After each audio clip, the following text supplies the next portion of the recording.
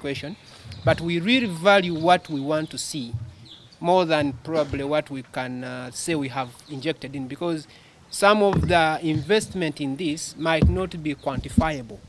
You do not know how much people have, adjusted their programs for this to happen. So you cannot quantify that, for example. So it is very important to see what value are we creating as opposed to how much have you put in. It might not be very relevant. And then the other thing is, what is unique? I remember you asked that question. What is unique that we are bringing on board? The Hunger Project has done this. I don't think the Hunger Project has done exactly what we are doing. And so for me, I see that there's a lot of new lessons to learn, something new to see, something new to experience. And I think another person asked the same question. Yes, we have done caravans before in different projects. And I think when we see the value of the caravan, that's why we say, hey, we can do it again and again and again, because we see it helps farmers to learn from each other, to understand that is actually possible. I think the gentleman from the East African Watch asked the question of market. Farmers have what to sell, but they don't know how to do it. They actually don't know how to get the market. And when we go into this kind of activity, it helps the farmers know how to market what they have. So this is the real essence of the caravan, not just for the sake of getting farmers here and go there for the sake of touring, but they have reasons and they have very important benefits they can pick from the caravan, including getting market for what they produce. Thank you very much. Yes, I would like to add on what Mr. Francis has highlighted to answer the question of market. During the caravan, we are going to be conducting the Meet Africa's Farmers Campaign. Sorry. So during the caravan, we are going to be conducting the Meet Africa's Farmers Campaign. This campaign, basically what we are doing is to gather voices from different farmers to understand from the project which organic farming practices have they adopted and have they been successful, and anyway, if they require any support, how best can the project support them. But besides bringing out the support issue, we want to find out which markets are their products being sold to. So yes, we are handling the caravan, but within the caravan we have a campaign, though it's a bit silent. It will be tackling some of those issues in line with linking farmers to the right markets. The other question that was raised, what are the expected results from the caravan?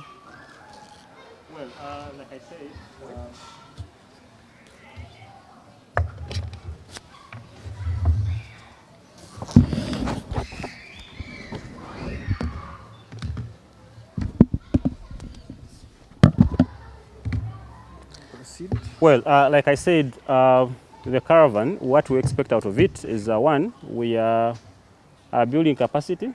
So we shall have farmers' capacity built in areas of organic agriculture. But also, like they've highlighted, some of the farms we are visiting do marketing of, they export actually these products. So one, they will have contacts of, such farms where probably they can, farm and then sell to these farms for export. But then also we are saying we are building capacity of the farmers in the areas of organic agriculture, and also the networking part of it. Of course, networking is, like someone was asking, we've not talked about the markets. The markets are in there because one, the fact that when you get these exposures to the different farms, and we are very sensitive on which farms we are highlighting, we are bringing on board for the farmers to benefit from. Those many of them were farms that are doing commercial organic products. So I believe at the end of that day, the farmers will benefit in terms of know where to sell what at which farm. Yeah, and then of course the networking there. Yes.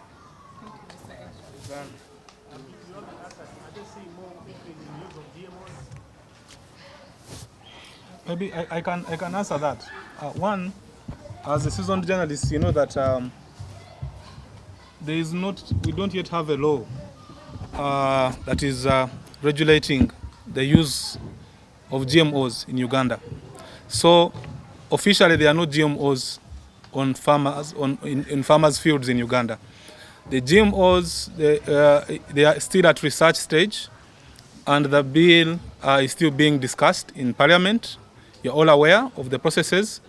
So we are not doing this as a reactionary approach due to the increase in GMOs, because GMOs are not yet around. Why we are doing this is because we believe, just like the government of Uganda, and I'll tie this to the colleague asked about the direction of the government. You all know that the government of Uganda passed a policy on the national organic agriculture, or the national organic agriculture policy. This is because there is a strong conviction that one of the pathways for transforming Uganda's local communities, Uganda's farming systems, and improving the lives of the people is through organic agriculture. So this is one way of ensuring that there is enough knowledge and exposure of the farmers, of the champion farmers, to what is happening out there. Okay? Because, and I want to point this, that organic agriculture is very commercial in nature. It is not in any way subsistence. It uses a lot of science, integrates indigenous knowledge, but is focusing on the natural environment where the farming is taking place. And that way, you have sustainability. We don't want a situation where we are developing through agriculture at the expense of the natural resources, at the expense of the environment, at the expense of people's health. So that is why this project is coming in strongly, especially in the area of strengthening knowledge. Because knowledge is the source, that is what we're going to base on to be able to scale out organic agriculture. Thank you very much.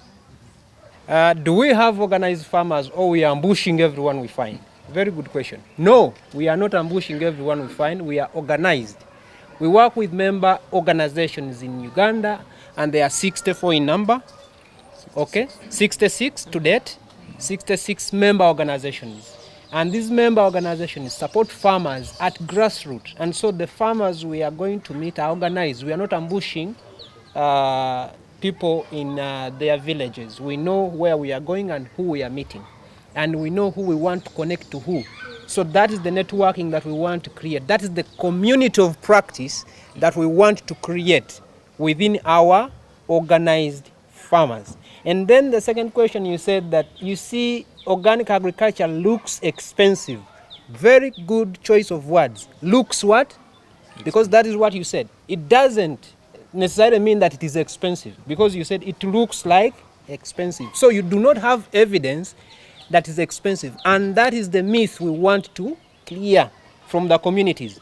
Organic agriculture is not expensive, because we have done it. The farmers we are talking about have done it, and we don't see it expensive. We only need to now create that knowledge. There is a gap. People do not know, and we want to create knowledge and, cover that gap and address the myths and misconceptions in the communities about organic agriculture. I'll tell you that if you think education is expensive, try ignorance. Don't you know this? They always say it. It's an old adage. So does it mean that education is actually expensive? The answer is no. It's actually cheaper to be educated than to be ignorant, isn't it? Yes. So this is the exact idea about organic agriculture. If you do not know, you might think it's expensive, but it's actually very cheap. Thank you very much, Julius. And maybe just to supplement something very small.